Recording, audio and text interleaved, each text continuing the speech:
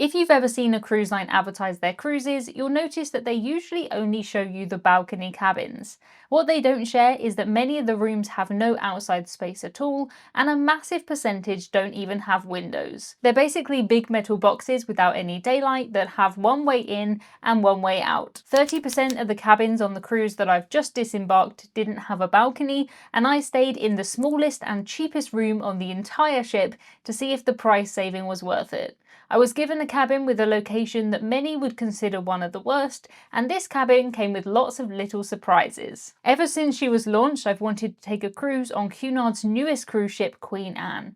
When I saw a short 4-day cruise sailing from my local cruise port, I thought this would be the perfect time to give it a go. Cunard definitely aren't a budget cruise line, and I wanted to see how they could make an inside cabin luxurious. I knew that my cabin might be the perfect home away from home, as some of the reviews said, or it could be, as one person put it, tiny with miniature furniture that made it very claustrophobic. Miniature furniture definitely does make it sound like a doll's house, but I was looking forward to seeing what it would actually be like. I would be sharing this room with my brother, so plenty of storage and plug sockets would be a bonus. When I booked this cruise, I didn't pick a specific cabin location. I booked what is called a guaranteed cabin, and what that means is that I was guaranteed to have a cabin, but it could be anywhere. I've stayed in cabins right at the front of the ship, right at the back, at the top, at the bottom, under nightclubs, above theatres. I'm normally not too bothered by noise, and it's a good job that I'm not, because I was given a location that would be a problem for some. My cabin was assigned a few weeks before the cruise, and I headed straight to the cruise line's website to see what was around my cabin. I noticed immediately that my room was on deck 1.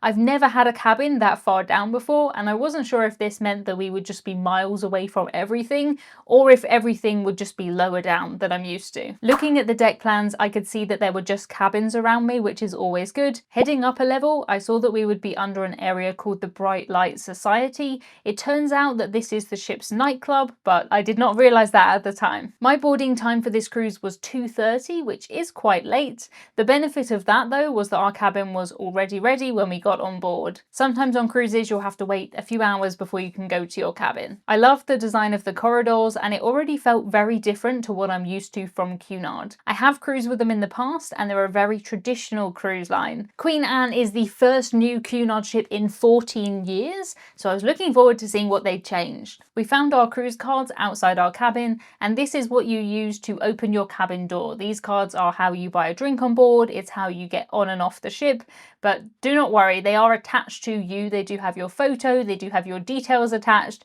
It's not like someone else can take your card and go get a drink with it. They could, in theory, break into your room, use your toilet, and then leave. I don't know why anyone would want to do that, and the envelopes are sealed, so you would know if someone had been in your room. Walking into the room, I was very impressed with the design and the colours, and I was a little surprised to see the layout. Almost all inside cabins on cruise ships are exactly the same, and when you open the door, you're normally just faced with a bed. You might find a sofa or a desk, but that is pretty much it for an inside cabin. In this room though, the beds were tucked around the corner. The cabin itself I think is the same size as the others, but the layout is just different. I wondered if there would be any benefits or any negatives to that. Usually when cruise lines all do something the same way, there is a reason. The cabin felt very bright and spacious. It felt a lot more modern than the cabin I stayed in on Cunard's Queen Mary 2. Not that there was really anything wrong with that cabin, but I do like this more updated look. It's not often that I think to myself, wow, when looking at a desk of a cabin on a cruise ship. But this area over here, I just thought it was so cool. I love the attention to detail, and the light up mirror made the cabin feel bigger and definitely brighter. This is the only mirror in the main part of the room, but there is a full length mirror if you open the doors inside the wardrobe. In the desk there was the most important drawer of all. It was the stuff drawer. That's where you can put your wires and occasionally some biscuits. I always find that I can keep my cabin tidier if I can just scoop everything into that drawer. There was also a daily schedule here, and this lists absolutely everything that is happening on the ship. It talks about where the cruise is going, what the weather will be like, when the bars and lounges will be open, what events are happening, what the dress code is, absolutely everything. I love getting a paper schedule because I do like to sit sit in bed and read about what's happening the next day. I took my first cruise when I was 11, and doing this is one of my favourite memories. I was happy to see that the beds were set up as twins. This is something that I did request pre-cruise as I was cruising with my brother. The beds are very close together though, so I did decide to move over my bedside table to give us just a bit more space. I could do that very easily and it was no problem at all. Moving the bed over did mean that I lost a little bit of space on my side, but it was totally worth it. In the bottom corner down there is just the minibar fridge and I wasn't going to use that anyway. I took a river cruise recently where the beds wouldn't move even 1 centimetre apart.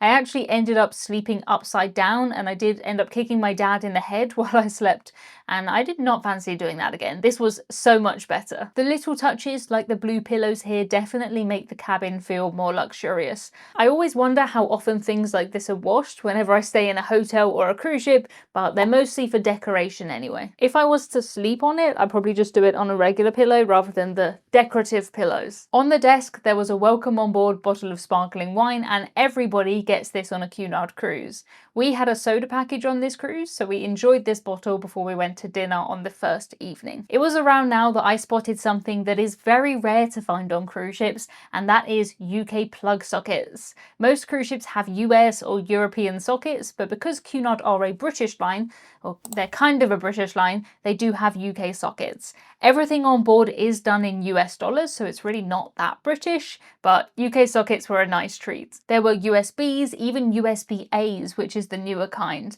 That's what I use to charge my phone, so I do always appreciate that.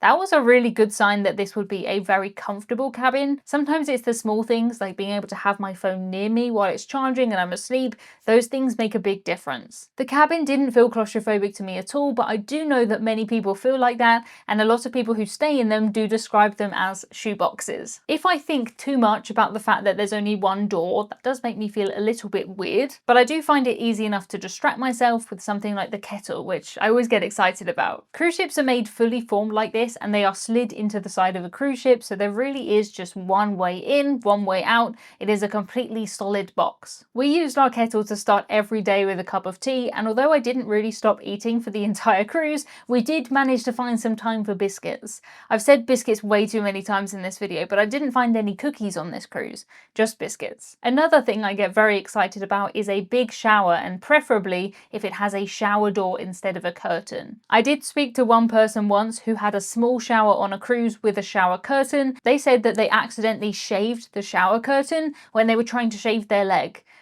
No such problems here though. The shower was a really good size and the bathroom was decent too. I don't think that it's a particularly big bathroom. I've definitely had bigger, but it was well designed and everything worked perfectly, which you would expect on a ship of this age. It wasn't too long until our luggage arrived in our cabin. Cunard are the most formal cruise line that there is, and formal dress codes are a big part of that. I generally wear what I would wear for a formal night on another cruise line on Cunard's informal nights, and on formal nights I put on something so formal that I would never normally wear in my real life. It's all good fun, but those extra clothes do mean that you need more storage. As we began to unpack, we realised that there was plenty of storage for us for the 4 nights, but if we were to be on board for a couple of weeks, I think that would get tricky. Especially since cabins like this can hold 3 or 4 people. I have done that in the past, but I can't imagine 4 people's clothes fitting in here for 2 weeks. For the majority of people though, I think it's totally fine. Cruise lines can't always design their cabins with loads of storage because it would have to come at the cost of something else. I, for example, would not like to give up the space that these lovely dressing gowns took. They were so comfortable and I loved them. Your Britishism of the week is dressing gown. A dressing gown is probably what you would call a robe, but it doesn't have to be made of a towel material. It can just be very soft and fluffy. It's like pajamas and you would wear it around the house. When I worked in the supermarket called Asda, people would often come in wearing their dressing gowns, but that's not really what they're for. They're mostly to be worn at home. It was the little things like that that did make the cabin feel more luxurious. Most cruise lines don't provide dressing gowns, and on most you do pay more for room service. We did order room service breakfast one morning just because it was included. Usually I just walk up to the buffet, but as we were down on deck 1, that was quite a walk. Still, we did always manage it. They do have elevators of course, but the walk was good and our location on deck 1 definitely did have some benefits that I'd find out about later. We did have a TV in our cabin and on there were lots of movies that you can watch that are included. There's also a bridge camera so that you can see what's going on outside. It doesn't really help too much when you're trying to get dressed and you're trying to work out what the weather is, but it is better than nothing. I made the mistake of mistaking brightness for warmth a few times, but I did buy a Wi-Fi package so that I could at least Google what the weather was. I did buy the Wi-Fi package mostly so that I could work while I was on board. I didn't pay for that, just so that I could Google the weather. The weather was on the TV and it was on the daily schedule. I bought the cheapest Wi-Fi package, which was $72 for the cruise. It was a bit odd in the things that it did and didn't let me do. It clearly blocked YouTube because I couldn't upload even a picture here, even though I could upload exactly the same picture to Facebook. Facebook was fine though, and I could literally watch full movies on there. It was odd, but it was worth the money that I paid for it, and I'm glad I didn't pay for the higher package. There's nothing else I really needed. When I was on this cruise, I talked to a few other people who also had an inside cabin, but they had their beds at the end and the TV on the side. At the moment, I don't believe that the TVs swivel out at all, so that's a bit silly, but I have heard that Cunard are fixing it, so I hope that they do. I don't really watch much TV when on cruise, but having a TV that faces at another wall is just a bit bizarre. You'd have to basically perch on the end of your bed, just really awkwardly. The disconnect with the outside world is one of the weirdest things about staying in a cabin like this. It is absolutely impossible to tell if it is 3 AM or 3 PM, there's no difference. I actually really like how the beds here are positioned because it meant that we couldn't even see the light coming under the main door from the corridor. It really was as pitch black as possible, apart from this thing that glows in the dark. It was right by my head, so it really annoyed me, and I did end up putting a plaster on it in the middle of one night. I just couldn't sleep with this light on. It was an easy fix, but it was worthwhile doing. This button actually turned on a light over by the bathroom, and that's a nice idea if you're going to the toilet in the night. I think I would prefer there to be a little night light actually in the bathroom. Some cruise ships have a small red light in there, but because my phone was charging right by me, I just used that as a torch. I definitely preferred this location here being a bit further away from the door. I love watching a YouTube channel called Dear Modern, and on that he always explains that if you're facing the door, your body sort of prepares itself. It thinks that someone is going to come in and attack you. So this is much better. It felt very comfortable and very snug, so I believe it. The next morning I was woken up by the captain letting us know that due to bad weather we would be delayed getting into our first port of Bruges. I honestly had no idea that we had any bad weather at all. I did not feel a thing. I have been seasick on cruises in the past, so I'm certainly not immune to it, but I think this ship handled any bad weather really well, and I'm sure it helped that we were so far down in the ship, as you do feel more movement up high. I've had cabins in the past on the higher decks and you could definitely feel the difference just wandering around the ship. You can actually see where this happened on my map of the cruise here. It is just as if the ship sort of changed its mind and then we had to kill a bit of time, so we did a loop. I absolutely love being able to look at these maps to see things that I didn't even realise happened at the time, and that is one of the main reasons that us at the Cruise Maps have decided to launch album size prints in this very beautiful album. We heard you when you said you were running out of wall space, and same, we totally get it. Now when people come round, they see this on the table, they flick through it and they ask me, Emma, what on earth happened here? And then I get to tell the story about how I was on a cruise when we found a lost lifeboat and we had to turn back to go and check on it. Not every cruise is that dramatic, of course, but I do think that they're all worth reliving. I've never not found this interesting. I just love this. Even on cruises like this, where we just went to Bruges, I found out that we went in the complete opposite direction. I would have no idea. I could only see sea in every single direction. The code Emma Cruises will get you a discount on our shop, thecruisemaps.com, and we do have a limited number of Captain Hudson prints available, so don't miss out if you do want one of those. We can do those in the album size too. Speaking of prints, they did have a very interesting 3D piece of art on the side wall, and do you see it? Do you think that this carpet in this cabin looks like crinkle cut chips, or fries if you're from the US? I definitely do, so let me know if you see it. Once I saw it, I could not see anything else. The carpet and the whole of this cabin was spotlessly clean, helped I'm sure by the fact that the housekeeping team clean all of the cabins 2 times a day. That was always the norm on cruises, but a lot of cruise lines have dropped that down to once a day. It is really quite bonkers to think about cleaning a room twice a day,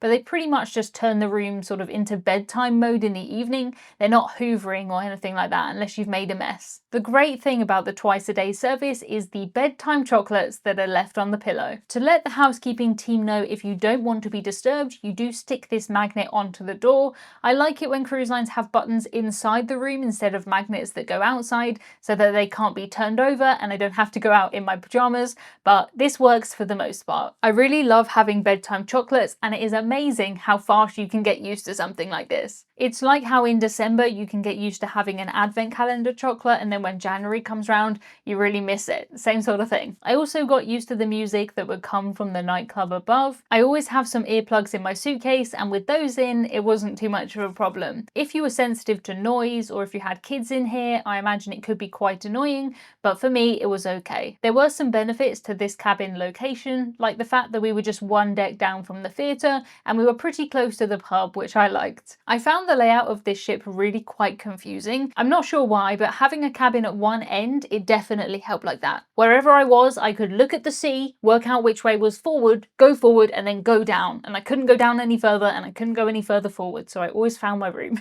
It was more of a bass line that I could hear rather than hearing every single word of the music. Cruise ship cabins aren't exactly known for being soundproof, and I have definitely been in louder cabins before. We never heard anything else from any guests around us, which was nice, and no one walked past our corridor unless they had a cabin down here. That was not the case when I took a cruise on board P&O's Iona, because my cabin opened up onto the promenade deck. On that ship, I had a hot tub right outside my room, and this is the real audio that I recorded. I didn't even realise I recorded this until I got home. It's like, walk with me to the edge of my bedroom. They were just kids, by the way, playing around. Before you think of anything else, they're just kids. I did have a couple of friends on board called David and Steve who had the most amazing suite. It was fantastic. It had a huge balcony, and I'm sure I really would have liked that bath, but still, considering the price I paid, I was very happy with my cabin. I paid £589, which is $762 for this 4-night cruise based on 2 people sharing an inside cabin. That was my part, and my brother paid that again. Cunard definitely on a budget cruise line, but I really don't think that's too bad a price. We also paid extra for the daily gratuities, Wi-Fi and a soda package. At the time of booking this cruise, it was an extra £120 for an ocean view cabin or £160 for a balcony cabin. That's $207. Given the fact that we just cruised to Bruges and Cherbourg, both of which aren't really the most picturesque ports, and that we went in autumn, we would never have had that sunbathing on the balcony image, so I don't feel like we missed out on too much. I recently took a cruise with an all-inclusive budget line, and although I did have a balcony cabin, it was a lot noisier and we had a lot more problems than this one. To check out that cabin and the weird layout that I've never seen on any other cruise ship before or since, watch this video next. I'll see you in 2 seconds.